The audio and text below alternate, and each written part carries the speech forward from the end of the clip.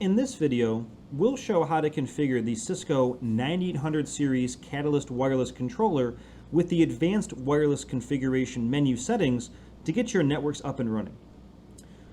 In front of us here, we have a day zero configured wireless LAN controller and a joined but also day zero configured wireless access point, just one in our deployment here so far. So to make sure we're ready for our settings, I just want to kind of highlight what we have set up already. Important in our design here is our VLAN structure. We want to make sure that our network settings are created and available prior to going through and administering our wireless LAN settings. So in this case, we have two different VLANs in this environment. We don't have anything tied to a VTP, although that can be recommended if your environment is running in that, so you have all the VLANs available at your disposal. Here we've created them manually for the controller as it pertains to our environment across the board. One is our VLAN 100, that is our controller management domain. And then VLAN 10 here is our Catalyst employee VLAN as well.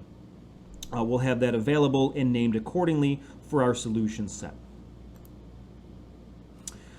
When we're ready with all of our network configuration, we can now go into two different locations to bring up our advanced wireless configuration menu. From the top navigation bar, if we mouse over this wireless setup icon, we can click on it and be brought to two different types, a basic or advanced wireless setup. Or, if we prefer to use the configuration flyout menu, at the very bottom you have your wireless setup, basic and advanced. Either way will take you to the same place. Once we're here, we're greeted with a flow chart that shows us exactly what we're going to get involved with to build out our wireless network parameters. Again, for this, we're taking advantage of our wireless LAN, our site profiles, and our radio profiles to build up our networks across the board to have our clients join our broadcasted wireless SSIDs. The goal of this is to set up the structure so we know how we're building it, why we're building it, and what applies where to which specific access points that are available. The rule for this design is really here to help us understand and where these solutions can be applied without having to go through the manual configuration of doing it from the configuration flyout window. We can do the same settings manually from our join, policies, tags, wireless LANs, all from our menu settings here. And once we configure our advanced day zero setup style configuration, we of course can go back here and make any modifications there again. But if we do like the flow and like the organization of this way, we can continue to use that as we add, modify, and configure more wireless LANs, more access points, and more policies into our environment without having to be specific of our configurations here. This puts us in a very good mindset as a guided step deployment phase. So it gives us some nice ideas of what we're going to be involved with, how we employ them to access points, and then the different icons that you're met with as you go through this navigation structure. So with that, let's start now. Once we've started this design, we'll still see our flow chart here and also understand top to bottom what we've applied and where we've added our environment variables to this point. So let's start at the very beginning with our mandatory section of wireless LAN policy structure of profiles and tags. So we have two different options of adding a wireless LAN, or we have the ability to see any LANs we have built up to this point so we can make any reference changes against them. Since it is a day zero configuration, I knew we had nothing configured, but I like to go to this list view anyways because it helps me understand if something was there, I don't overwrite it or make a duplicate change to something that I may have already done in the past. Once we're at this level, we'll still see our structure journey, but now we're met with the ability to add our wireless LANs. I'll click Add, and on top of that same navigation window, we're met with a pop-out window specific to our wireless LAN credentials. My profile name here, I'll call Catalyst, taking a cue from our Catalyst 9800. Once I do that, it'll automatically assume that's the SSID name that I want, and it assumed correctly because it is.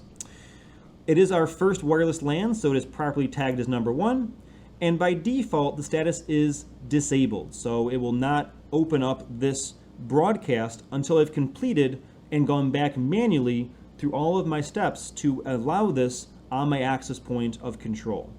I can be doubly guarded by also disabling my broadcast SSID to make sure that if I did enable something, again, clients can't join erroneously into my environment, and we can disable both of them to be doubly sure that this will not have any issues of clients seeing a network before it's ready for deployment.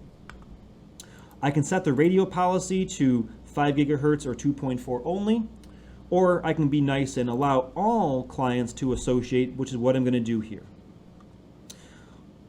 I will then move over to the security tab within this window, and I met with both layer 2, 3, and all my AAA functionality for this wireless LAN. We can configure our security modes, and now available is WPA3 to take advantage of the most current generation of wireless security settings available. For our deployment, we're going to keep it very standard for our environment and say I'm not going to do WPA3 yet, but let's take a look at what happens when I do move to that direction. If I do toggle that drop-down, it does automatically put my protected management frame section into an optional format. A drop-down is available for disabled, optional, or required. Again, a very important piece of the WPA3 structure. And again, any other type of settings I want along with that. If I didn't care for WPA3, I could move to WPA2, and if I do that, it does not default my management frame section back to disabled mode. So I'll have to do that manually in this design. In our policy structure, I'm going to move this from an 802.1x to a pre-shared key. I can only have one available. I will make sure I untoggle the 802.1x default, and then move ourselves into a very fun Cisco 321 pre-shared key password for this solution. If I had any layer 3 settings, I can apply them here. AAA, anything I inherited from my AAA configuration prior, or any advanced settings I may have specific to this wireless LAN I could take advantage of here as well. Max client count connections, transition support, any AX functionality I want to really fine tune in this environment. For our configuration design, we're going to leave these at default status. I will apply them to the device, and once I do, this list view now has one in its list, our new Catalyst wireless LAN, in a default of disabled status, which we've done here. Notified we've done both broadcast and the status for the wireless LAN itself. If I had a list of wireless LANs available, I can toggle the entire row and enable or disable them accordingly. So it allows me to do some nice easy changes across the board from this list view. Now that I've satisfied building out my wireless LAN, I can now move into my wireless policy. By default, you'll have a, default policy profile that's available that you can tie the solution into. If you wanted to go and be something more specific and tied to your environment variables, we can add that here as well. I will do that. I'll call this policy my Catalyst BTC policy for our Business Transformation Center. Description for BTC. We can set any of these settings up as need be across our policy profiles, access policies as we need to tie them, quality of service, mobility, and advanced functionality. So let's take a look and apply some policies here.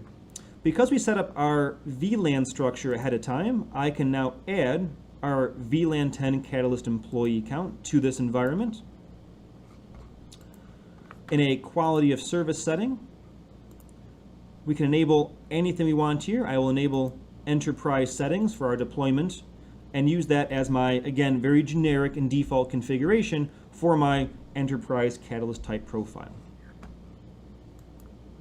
And from here, leaving the rest of these setups ready to go. One thing you'll notice we did not tag is that this is currently in a disabled state. If we noticed when we looked at the initial naming convention, we have to go back and enable this policy profile. Once we do, we will see that it now is in an enabled status, both this and the default policy as well. I can go back to default, disable it, because now I have a second one joined, and now we only have one policy profile available for our environment. When I'm ready to go and build a policy tag, we're now going to start binding our wireless LANs, the profile, and the policy profile together to create one cohesive tag that we can apply to our access points. Again, I'm going to name this as Catalyst BTC for the BTC. And now we can add our wireless policy. This will be to our profile of Catalyst for our wireless LAN, our Catalyst BTC profiles, everything we've tied to that, hit the check mark, and now we've applied this tag to this specific solution, linking this profile for wireless LAN to this profile for the policy credentials I want along with that. If we need to do any RLAN functionality, that can be down here as well, but for our purposes, we're doing just wireless LAN for this design. Once we've done that, we've now created our tag linking our wireless and policy together for our overall solution. And if we remember our overall flow, this was the only mandatory piece of our deployment. But let's walk through the rest of them as we can see how the access points can join and the RF profiles can be created and applied to our access points. Under our APC join profile, we will look at an already established BTC credential we may have already created.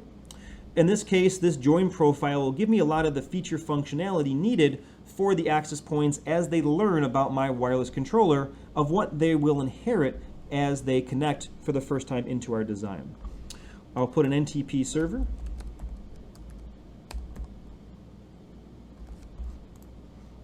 Do we want the LED state to be on? Yes.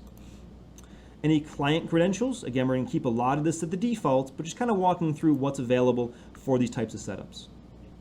The high availability setup, any advanced functionality we want to enable, like data encryption or jumbo frames. The access point itself, what are we doing for any statistics, client, authentication configuration, any type of power configuration we want with this as well. Hyperlocation can be a toggle functionality. The new 9100 series Catalyst access points have Bluetooth functionality built in we can take advantage of here as well. Any specific packet capture profile we want to apply here can be joined.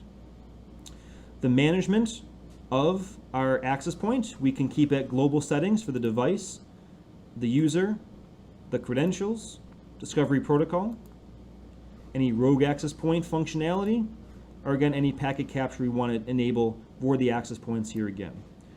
So a lot of this we're keeping at defaults, but again, the functionality is here. As you enable these access points to join your environment, you can very much fine-tune them to your solution set.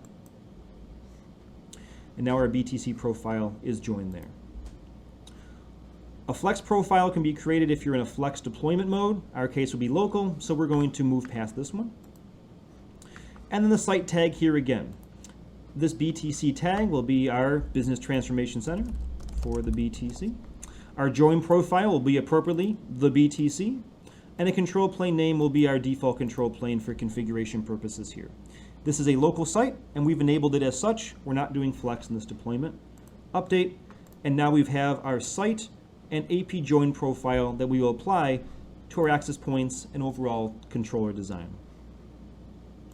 Moving down to the RF profiles, these are built by default in the controller for both low, high, and typical client densities.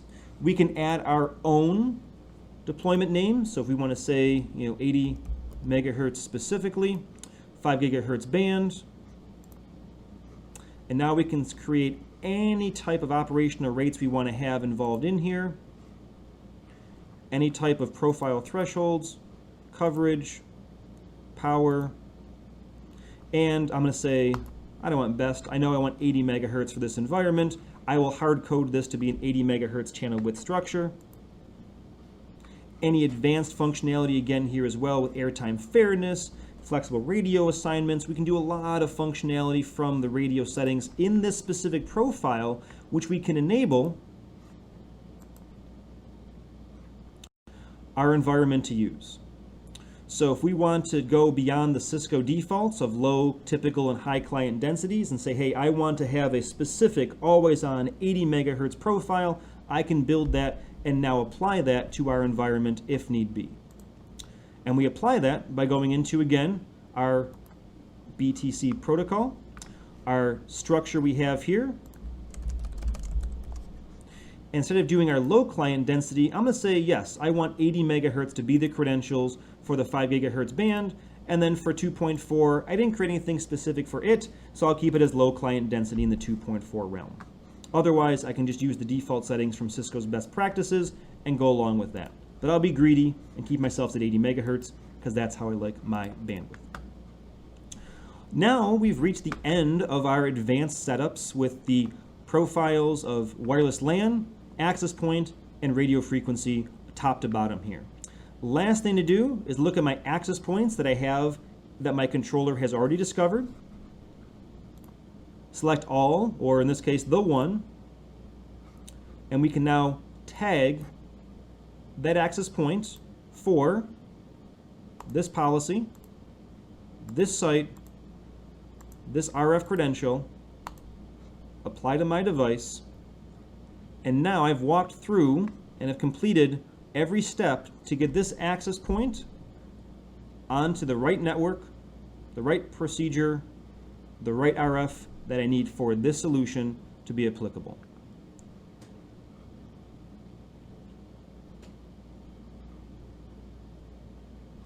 I can now go back into any of these settings here from the configuration window. So if I click on wireless LANs, I will remember that, hey, my wireless network, well, all the settings we had created was not enabled until I went through this final step.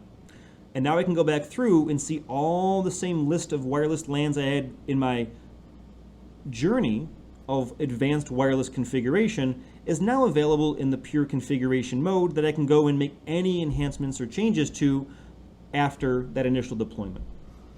I'll broadcast, I'll enable, I'll update, hit OK, and now clients can now start associating to my access point with those credentials as they now are seen by their client device.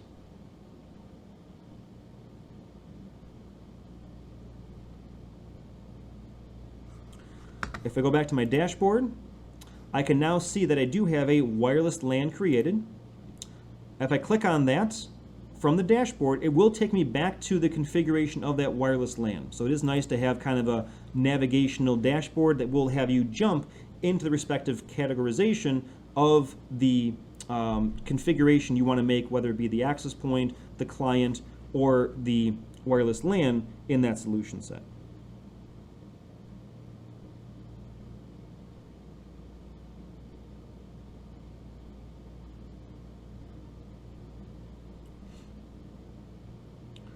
So from here, we now have set up our access points and controller to be available to serve clients with the right radio, with the right functionality, and then as I onboard more access points, I can easily just tag them into that profile and have them join the controller, inherit all those settings, and now we're off to the design and ready to roll.